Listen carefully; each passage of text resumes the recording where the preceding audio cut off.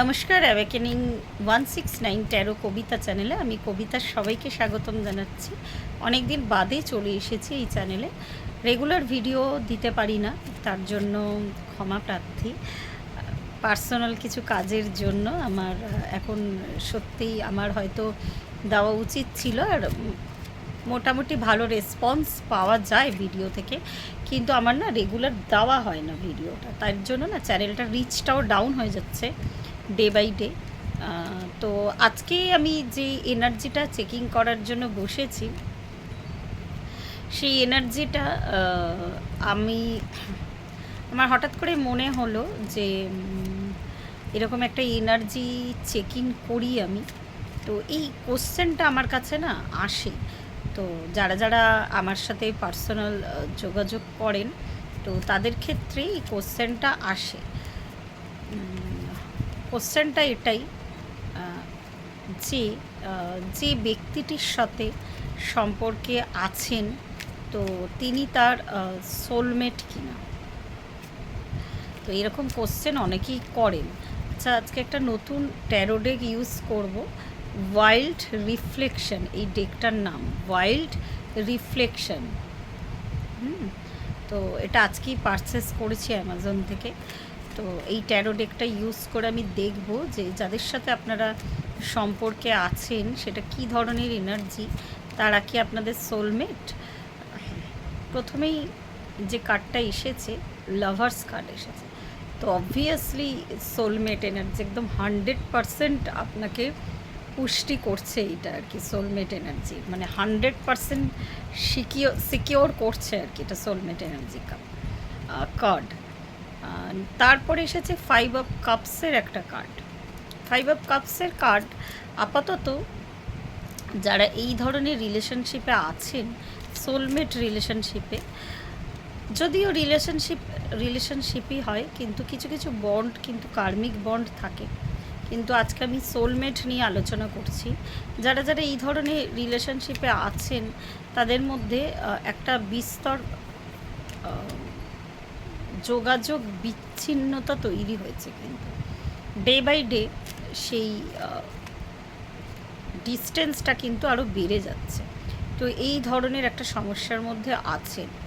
আর next এসছে queen of ওয়ান্ডসের একটা card. Queen of wands এই কার্ডটা আমার কাছে একদমই নতুন কার্ড, কিন্তু খুব সুন্দর এনার্জি দিচ্ছে কার্ডটা। Queen of ওয়ান্ডসের card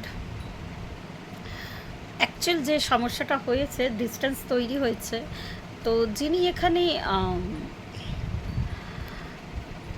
masculine figure আর কি, শুধু বাইরেরটা নয়, ম্যাসকিউলিন কিন্তু সেই সোলটা কিন্তু যে কোনো মহিলার মধ্যেও থাকতে পারে। তো যিনি ম্যাসকিউলিন রোল প্লে করেন, তিনি আপাতত এখন ফেমিনাইনকে একটু সমঝে চলছেন, বা বলা যেতে পারে একটু ভয় পেয়ে চলছেন। তার জন্য কিন্তু ডিস্টেন্সটা মেনটেন করছেন।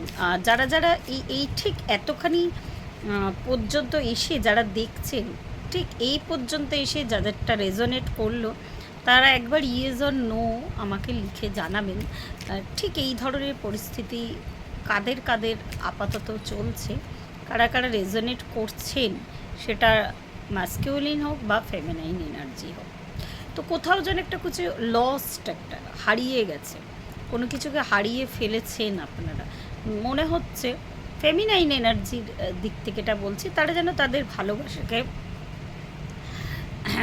যে ভালোবাসা, যে বন্ড, এত ডিপ একটা বন্ড ছিল, সেটা কোথাও গিয়ে একটা হারিয়ে গেছে, কোথাও গিয়ে একটা মিসিং হয়ে গেছে তাদের ভালোবাসাটা।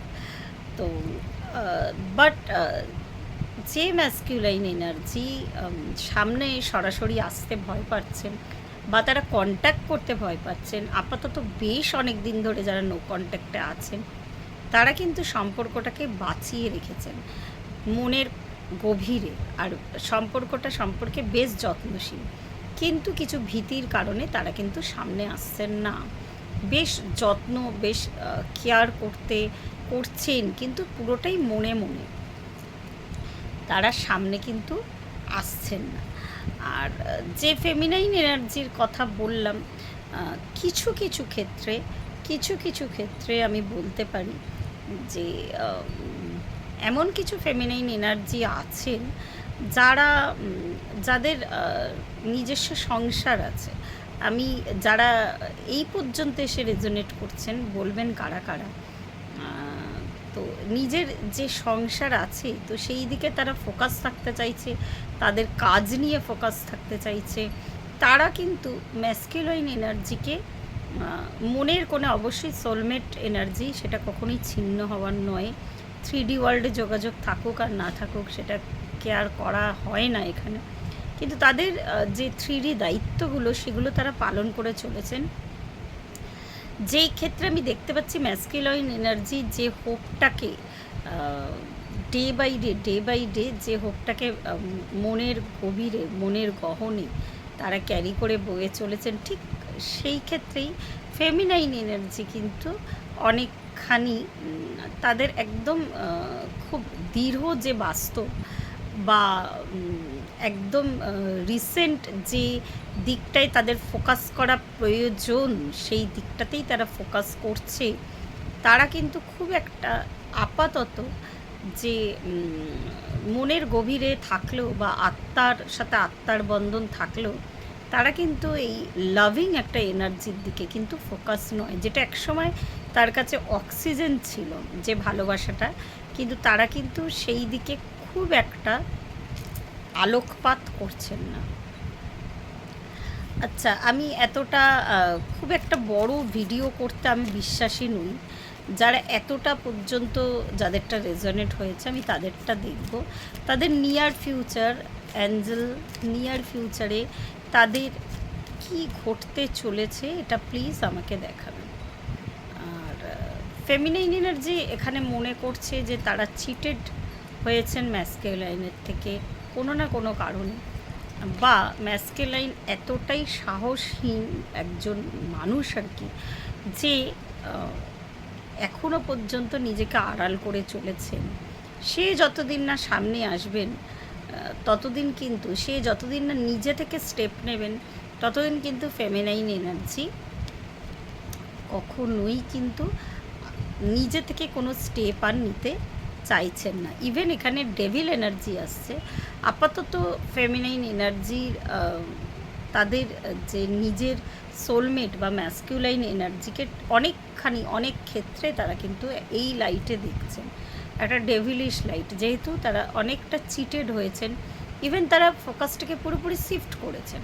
আর একবার বলছি, আত্মার বন্ধন কখনোই মেটানো যাবে না, কিন্তু তারা ফোকাস শিফট করার ফলে কি হয়েছে,